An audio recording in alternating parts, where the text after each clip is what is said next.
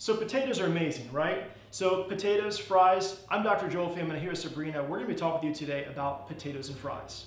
So lately, when you go to the restaurant or you go to the grocery store, you're seeing sweet potato fries as an option. Now, have you ever stopped and thought, I'm gonna try those over a French fry? Or how should I cook those? Well, today that's what we're gonna talk to you about.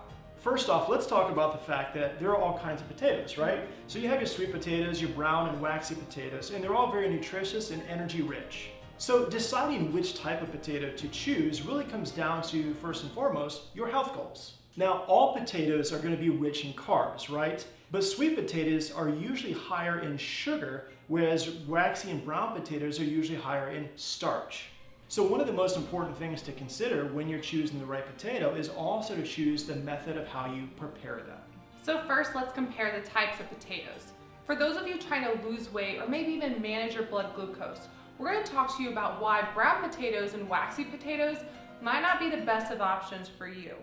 So brown potatoes have a high glycemic index as well as a high glycemic load. Well, glycemic index maps how quickly a food converts to glucose.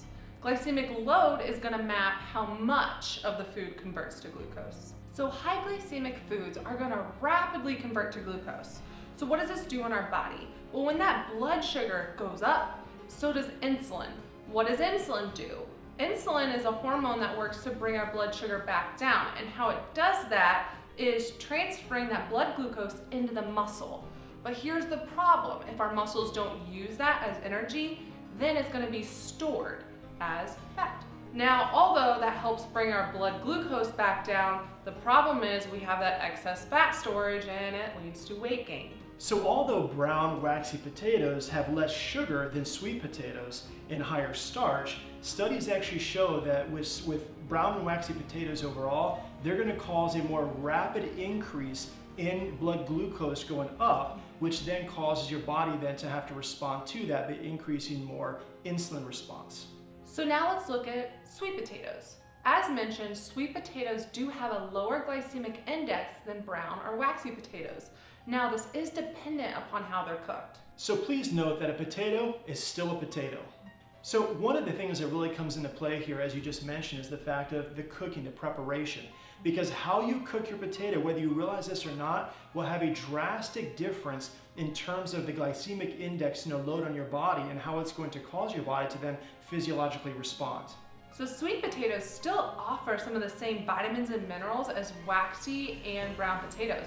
However, there's one thing that sets them apart. They are vitamin A rock stars. So what does vitamin A do? Well, that helps with your immune system, it helps with vision, and then it's also going to help with growth and reproduction. So there are some limitations to all of this. So pretty much for most of us, we've been told that when it comes to potatoes, you prepare them by baking them. So whether it's just your standard bake, brown or waxy, or a baked sweet potato. The real issue that comes into preparation though is the fact that most people don't realize that when you bake your potato, that's going to cause an increase in the glycemic index as well as an increase in the glycemic load.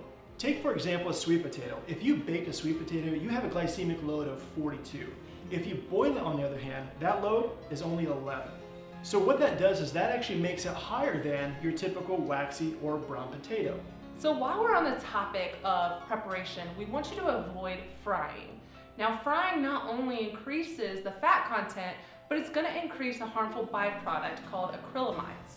Acrylamides are dangerous compounds that can alter and even damage our DNA. Something else to also consider when eating potatoes, regardless of what type you're going to consume, is what type of other foods you're going to pair that with. The main thing to always keep in mind there is always think healthy in terms of the big picture of the meal, not just one particular part of that meal.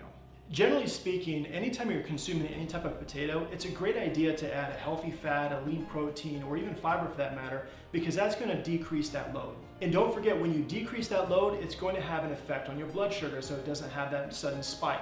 Now also remember portion control. You could have a low glycemic food, but if you're having a ton of it, it's going to spike your glucose and it's going to spike your insulin higher than having a little bit of a high glycemic food. Now, how do you know what portions to have? Well, read your nutrition labels, you guys. Have one serving of something.